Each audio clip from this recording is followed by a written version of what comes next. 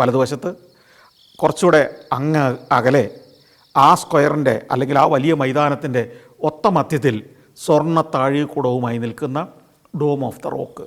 ഇത് രണ്ടും മുസ്ലിം ലോകത്തെ സംബന്ധിച്ചിടത്തോളം വളരെ സുപ്രധാനമായ ദേവാലയങ്ങളാണ്. ഈ അലക്സ ദേവാലയം അവിടെ ആദ്യം നിർമ്മിക്കുന്നത് രണ്ടാം ഖലീഫയായ ഖലീഫ ഉമർ ആണ്.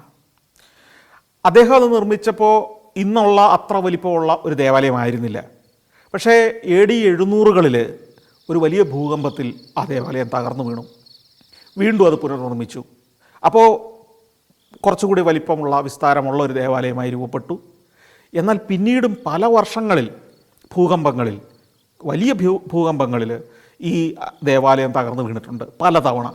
ഈ ഓരോ തവണയും തകർന്നു വീണതിന് ശേഷം അത് കൂടുതൽ വിപുലമായി പുനർനിർമ്മിക്കപ്പെട്ടു പല കാലഘട്ടങ്ങളിൽ. അങ്ങനെയാണ് ഇന്ന് കാണുന്ന ആ വിശാലമായ ദേവാലയം രൂപം കൊള്ളുന്നത്.